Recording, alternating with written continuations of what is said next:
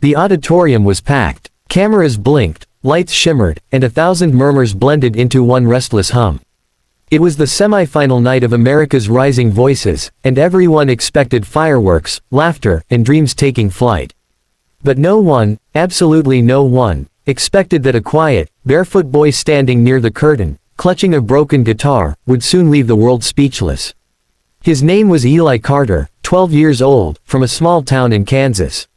He stood there trembling, the strap of his old guitar frayed at the edges, the wood scarred with scratches. He wasn't supposed to be here. His audition had been a fluke. Someone filmed him singing at a bus stop, the video went viral, and suddenly, producers were calling. He'd never sung on a stage before. Never held a microphone in front of strangers. His father used to say, "Son, some voices are meant for the sky, not for the crowd." But his father was gone now. Eli's mother, sitting in the audience's back row, wore a faded denim jacket that once belonged to her husband. She gripped the hem tight. Her eyes followed her son as he walked onto the stage. Every step looked heavier than the last. The host announced, "Next up, we have young Eli Carter." The crowd clapped politely, curious but skeptical. The judges smiled. "Hey, Eli," said the woman in the middle, famous for her golden heart and sharp tongue. "You look nervous." Eli swallowed. "A little, ma'am." His voice cracked like a whisper trying to be brave.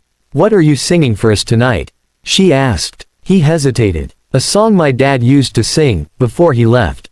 The crowd went quiet. Even the cameras zoomed in, catching the flicker of grief in his eyes. "Take your time," said another judge softly. Eli adjusted the mic. The stage lights warmed his face, and for a brief moment, he looked up at the ceiling, almost as if whispering a prayer to someone who could still hear him.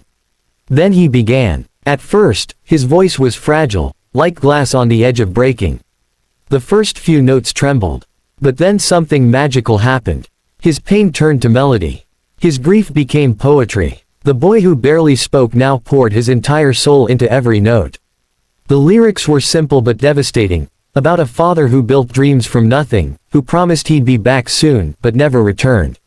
Each word carried a piece of Eli's heart. By the second verse, the crowd was no longer breathing. The audience that had come for entertainment sat frozen, eyes glistening. Even the sound engineers, who had seen hundreds of performances, wiped tears from their cheeks. Midway through, Eli's voice cracked again. He stopped singing for a moment. His fingers trembled on the guitar strings. The judges looked worried. Was he breaking down? He whispered, barely audible into the mic, "Sorry, he used to sing the next part." A silence fell so deep you could hear the echo of his heartbeat through the speakers. Then, from the back row, a soft female voice joined in, the same melody, the same words. It was his mother. Every camera turned to her as she sang, trembling yet strong.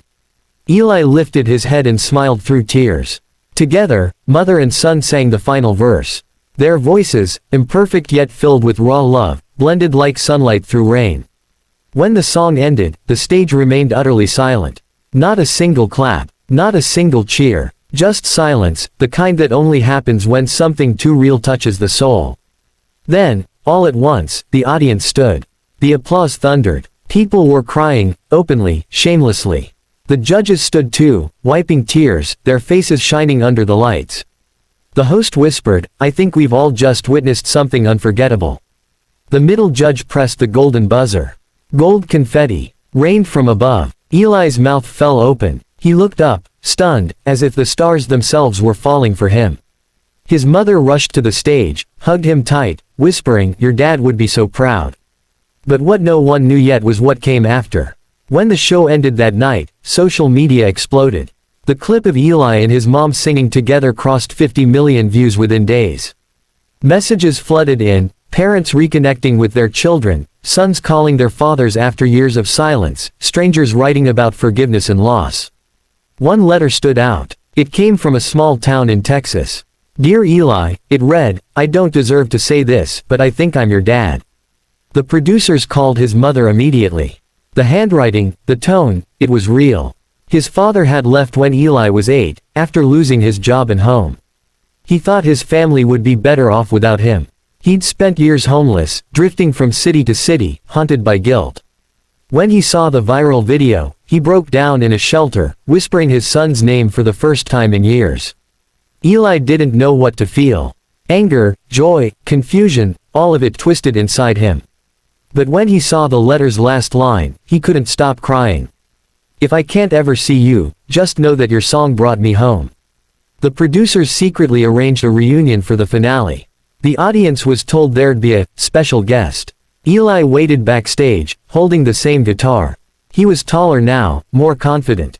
But when they told him who was coming, his knees buckled. The doors opened, and a man walked in, tired, thin, his eyes sunken but familiar. "Dad," Eli whispered. The man nodded, tears streaming down his weathered face. "It's me, son. I'm sorry I left." There were no cameras rolling, no bright lights, no audience, just a small rehearsal room filled with silence and forgiveness. Eli ran into his father's arms, the same arms he'd dreamed of for years. The man held him tight, whispering, "You brought me back."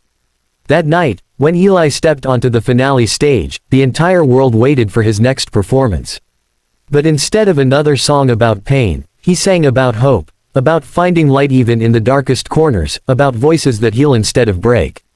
His father stood quietly in the shadows, watching with pride, tears falling freely.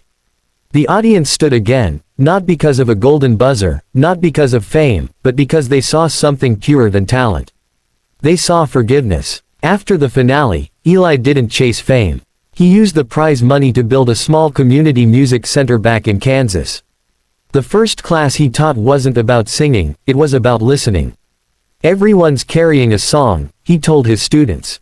Sometimes it's joy, sometimes it's pain, but every song deserves to be heard.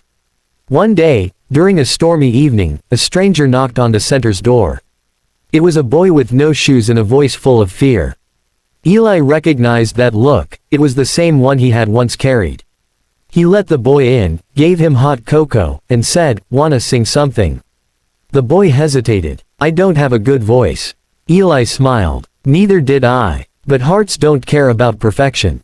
They care about truth." The boy began to sing, a trembling, unsure note that grew stronger with every breath.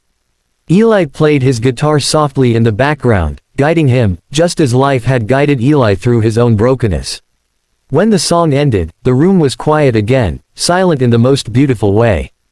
Because sometimes silence isn't emptiness. It's respect. It's the world pausing to feel something real.